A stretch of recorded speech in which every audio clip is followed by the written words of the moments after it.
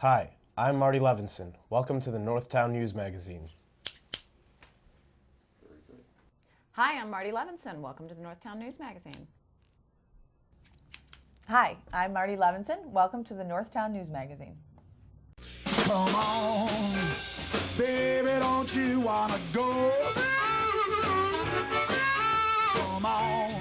Hi, I'm Marty Levinson. Welcome to the Northtown News Magazine show with the greatest cameraman around, Sonny Hirsch, and your host, Avi Myers. Thank you, Marty. Avi Myers, Northtown Neighborhood News Magazine, a presentation of Sonny Hirsch and myself. Dial us up on the web at ntnm.org, over 250,000 shows watched. Community Policing Caps24.org. Sonny, in his spare time, is chairman of the 24th District Advisory Committee. You can find all the community policing is alive and well in the 24th District. We're very pleased with our new commander, Thomas Waldera. You can go to caps24.org to find out all the meetings in the West Rogers Park, and part of Edgewater areas, some of which is under the domain of our next guest. As County Commissioner of the 12th District, is it? 10th.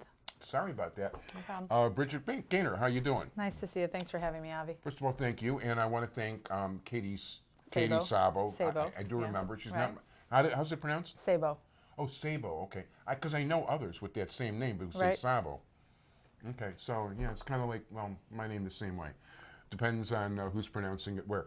I'd like to thank her very much. And also, you know what? We had a conversation just beforehand about Real Clear Politics. Yes, that's right. And I said they're based in Chicago, and you should get them to come on the show. And you know what? I had no idea they were based in Right. Chicago. I only look at them a dozen times every day. Right. So, guys, if you're watching, I want you on. I definitely want. I will contact them. I will Google them. I will You Real should. Clear them, whatever. You should. But- You get them to come, and you should get them to come and talk about local politics like they talk about national politics. That'd be great. Yeah, no, there's such a wealth of knowledge on that site. And It is. They do such an excellent job of picking out the best national columns and articles and all the rest of it from all different kinds of media. Really appreciate you guys, and you really help educate me. But in the meantime, you're here to educate us about the county. Yes. So I know one of the things we talked about last time was pension. Right. So I chair the county's pension committee. We just had a hearing on Wednesday, and it was really to talk about retiree health care and where that's going. As many of you know, like all the other funds, the county's fund is very underfunded. We're only 53% funded, so we just have over half the amount of the benefits we've promised to people who are either already retired or working for us now. So for us, the important thing, President Preckwinkle and myself and our labor unions, is how do you come up with a solution that allows people to have a decent and dignified retirement, but also doesn't overly burden the taxpayers? And we did a website, openpensions.org, to put all this information out for people, kind of like Real Politics. And it allows people to go on and see what's the funding status, how much are the benefits worth. If I'm 35 years old and I've been at the county 10 years and I'm going to retire at 55, how would my benefit be different if we implemented some changes? Because I think there's so much anxiety when it comes to pensions. There's always something in the paper. Are they going to change? What's it going to mean for me? And not a lot of opportunity for the actual workers to get good information. So our take on it has always been that the best way to look at solving the pension issue is to look at healthcare and pension together. And also you can access it through Facebook where Yeah. And by the way, you can find me on Facebook all over the place. And actually, I do most of my communicating through Facebook for the most part. Although you went from from being a member to being the liked person. That means you had too many friends. I have too many friends. Yeah, I know. Because when Who I knew? tried to Facebook you initially, it didn't pop. So I understood what happened. I know. There's only a certain number of people that can be on at a certain time. I don't totally understand it, if I'm honest. But Yeah, 5,000 is their limit basically, and it's interesting because I've had other people go. I love Facebook. It's you can meet so many. Well, just because you friend somebody on Facebook doesn't mean you're their friend. True. I mean, they make suggestions. I don't have 5,000 real friends. Yeah. Well, you know what? I've only got 870 something. There may not even be 5,000 people who even like me a little bit. So there's that. Well, there's one here. Actually, two. Sonny likes Sunny, you too. right? Exactly. And I know a few other. My people. parents, my Yeah. kids, And Katie. Katie, right? For sure. But anyway, within the last week, my two new Facebook friends are on one side Marco Rubio. Okay, I mean, Facebook suggested, would you like to be friends with him? I don't know if we're friends. The other guy, by the way, you and I were friends. Yes. At one time. No, I'm not friends with Marco Rubio. No, I don't that I think so. understand. No, Right. you're coming from the left. He's coming Although from. he's a supporter, I think he's going to be helpful in moving this immigration bill, so I appreciate that a lot. There's no question about it. Now, the other guy, when I first friended him, he only had 16 friends. Okay, 7 days later, he had 3,994 friends. He's busy. Yeah, David Axelrod. Oh, because he just went on Facebook? I mean, you know, when they tell me, like, for instance, they'll pop up a face. Want to be friends with Mike Ditka? Sure. Will I ever meet him? Never. Will I ever talk to him? Never. You never know. But, well, that's true. But you You know should what? friend the Real Clear Politics guys. You know, you're right. I'll have to find out their names, but I should. Right. I said Those- there was an those guys are article in the great. Trib. I think they lived in Lakeview or something, right up, on the north You know, side. I actually use that as a news feed because, you know, I mean, when Abden Palace was a reporter, I would get to see his stories as he was writing them, and Right. and John Cass's columns and Mary Schmick and all the rest of it. You know, I basically look for reporters and politicians. Yep. Well, it's a good combo. Yeah. No, to me, it's They my like to favorite hang out with combo. each other, too, more or less. Very much. That's Yeah. true. That's true, and there's very few people who understand each other better. So anyway, so in terms of funding, and he's, well, let me ask you. You know, Terry O'Brien is somebody who actually came in agreement with this union, got everything passed in Springfield, which is amazing. Yep. Okay. Does what he did help? You know, is that something the county looks at and figures that that's something that might help? The thing about the Water Reclamation District proposal, and it was great because it worked for them, but they're about 1/10 of the size of the county. So they're 1/10 of our size. If they solve the pension problem for the Water Reclamation District by increasing contributions by the employer and the employees. So at the end of the ramp up of funding for Water Rec, it's going to be I think a 12 to 13%, 12 or 13% contribution for the employees. So 12 to 13% of their paycheck goes into the pension, and the employer matches that on a multiple of 3 or 4%. So you're talking about 13% from the employees, around 30, 40% from the employer. That's a significant contribution. So they didn't change benefits at all, and so that's why people were willing to contribute. It's a great benefit. If the county were to replicate that and contribute that proportion of our employees' salaries into the pension, we would have to more than double the entire property tax. Wow. Because we're required by law to only pay for pensions out of property tax. That may change in upcoming legislation, but I would like that, please. right. So we are not able to balance the equation and get to better funded status by just contribution increases, because the money is not there without a massive tax increase. So our thought has always been, you know, the county provides health care for both active employees and retirees. It's traditionally much more expensive than even the city's health care for their employees or, you know, other large companies. And so if you looked at the total benefit package together and said, look, we're going to have to reduce costs for healthcare by doing the things that we all know are coming, you know, mail order drugs, generics, a tighter network, maybe a premium for certain hospitals, but you have a choice, and the savings from those reduced healthcare costs can go into offset cuts to the pension. And so an employee is looking at their total benefits together instead of healthcare over here and retirement over here. By the way, I use generics. You know, I hate that they're all legal, my drugs, but the fact of the matter is that That's not part of the pension proposal. Oh, okay. Right. I didn't figure. But no, the generics are so much cheaper. I mean, even for things like statin medicines, you know, you can get stuff for under $20 a month. Yeah. You know, generic.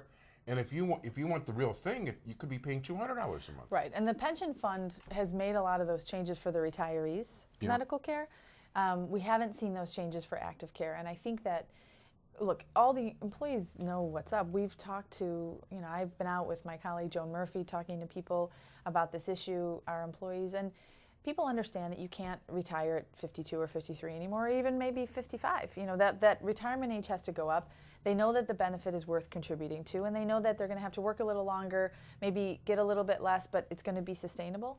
And I think if you go to people and say, look, it's a package deal, there's healthcare, there's retirement, let's talk about what's going to make everyone have a good retirement long term, then I think you have a good outcome. I mean, at the end of the day, both President Preckwinkle and I are very supportive of defined benefit plans and of being able to offer people medical care as retirees.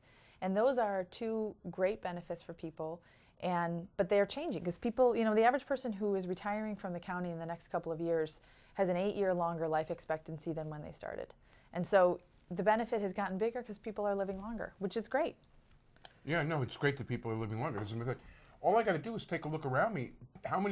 There are so many people I know with parents, at advanced ages, Yeah. which is a great thing. It really is. It is. No, it's wonderful. But, it's expensive. It is expensive. It is expensive, but it beats the alternative. No, definitely. So you know what? You've got other topics you want to talk about? Yeah. So I was here a couple months ago, or the last time I was here, we talked about the land bank. So Right. Cook County has had a tremendous problem with vacant land, foreclosure, vacant housing. 10% of the county housing stock is vacant now after the last census. So we saw a huge spike post the financial crisis of 50,000 foreclosure filings, 60,000 foreclosure filings. And it took so long for those cases to get through court that you often had houses sitting there for years with no title. And that really created a spiral effect in certain communities, especially where you had a lot of vacant housing. So one of the things that we looked at when we looked around the country was, what have other cities who have maybe gotten to this point done? So Cleveland and Detroit and Syracuse and places that had a weaker market to start with and so got to the foreclosure crisis sooner than we did. And a lot of them have started land banks. And the land bank is there to, not to save the universe or be a panacea, but it's there to create an environment where there's more likely to be investment, whether that's redevelopment of homes, whether that's rental of homes. If you look at our whole real estate market, there's one end of it where there's a ton of private activity, lots of buying and selling, pretty unlimited amount of capital willing to invest. And then you have the other side that there's really no private activity. It's only government intervention or only loans and grants. And then there's this place in the middle. And so our thought is the private market is willing to go up to here. But if you could do things like release the liens on property, release back taxes, water bills, if you could hold land tax-free while a developer was assembling a development, could you move that place where the private market was willing to go just a little bit further? So therefore you have a lot more investment activity in communities that might not be seeing that investment. So for us, the real advantage of the land bank is it creates an environment where the private market is able to leverage its own capital, do investment, move into communities they might not normally move into because there's someone else there who's really there to facilitate economic development. That actually makes a lot of sense. How come you suggested it? So we appointed the board, the president, Prackwinkle appointed the board, we passed it through our county board. The first thing we're doing, which I think is really so important, is we're taking all of the data that exists for real estate. So there's so much public information out there in real estate, but it's really hard to get it into a venue that you can use it and make decisions. So we got a grant from this offshoot of the Google Foundation. Eric Schmidt, who founded Google, and his wife started a foundation that's called Data Science for the Social Good. So they approached us, and we have 3 wickedly smart young people from amazing universities, math majors, physics majors, statistics majors, PhD students who are here for the summer totally focused on the land bank. And they're taking, in a partnership with DePaul, information from the title companies and the recorder's office and the MLS service. And our goal is to map all of this information and share it with everyone. So where are all the vacant parcels in the county that are either owned by the public or an unknown owner, or they've been sitting in the tax sale for a dozen years and no one knows where they are? We'll put them all out there and then show it to every developer, suburban mayor or alderman and say, is any of this useful for you? Many of these communities have plans through, like CMAP is a planning organization, or the city has done a plan, but there's these parcels out there that nobody knows how to get a hold of. So putting everything together visually and going to a community and saying, if this were a priority, the land bank could come in, clear the title, clear the back taxes, get everything ready and tee it up for a developer so we can actually see some movement. See, that would be very cool. Yeah, I think it is. And, so and that'll be that's the summer. something that's really needed. It is, and so they're working on that this summer, and then we'll start actually getting into the acquisition process. Very cool. Thank you. Yeah, definitely needed. Next topic. Yes. Yes. Oh, for me. Yeah. Yeah. Oh, unless you're not quite finished with. No, I'm totally finished with the land bank. Yeah, we've got about 4 minutes, so Okay. I just want to. Yeah. No, I love it. So at the county, we just got our preliminary budget proposal. From the administration today. We're starting out with a deficit that will obviously be out there now, and it's up to us now to cut about $150 million out of the budget.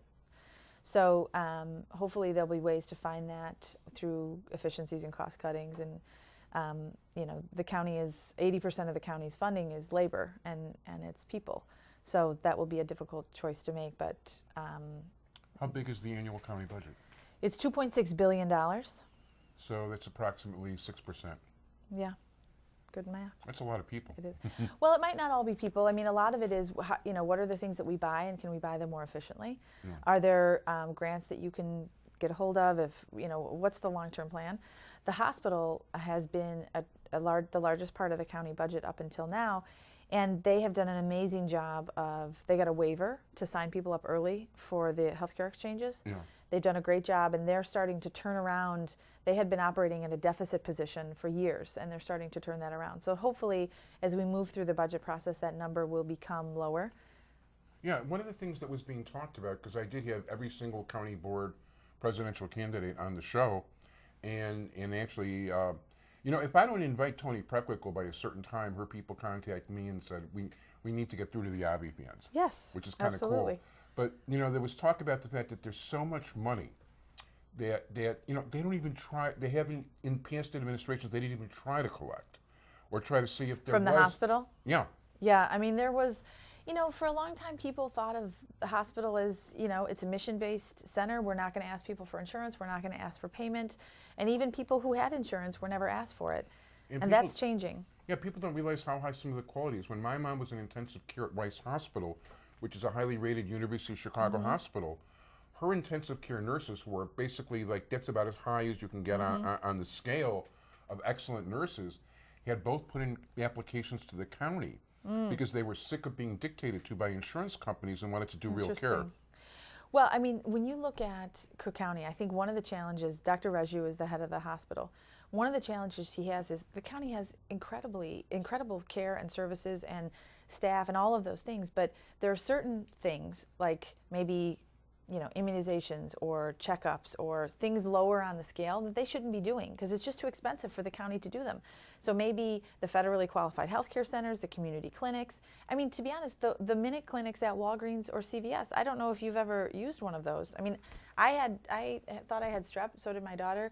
We went into one of those clinics and we were out in 10 minutes. It was fantastic. Wow. It's much cheaper to go there than it would ever be to go certainly to the emergency room, but even to a county clinic. And so I think that we have to rethink about the way where we go for healthcare and go to the place where it's most efficient, it costs the least, and you know, and then we can go for that. The other option that we've talked about, especially in relation to the pension, is, you know, 80% of the retirees of Cook County stay in Cook County, and many of them have very fond memories and lots of great experiences with our healthcare system. If you offered people the option, you know, say there were multiple options you could choose for your healthcare, and one included the county hospital and it was cheaper and it allowed you to put some money into a health savings account to use for deductibles or other things, you know, we offer great care at the county, and right now county employees can't really use it. And so that should be different as well. By the way, I'm actually the only Jewish kid with a really good old Greek doctor.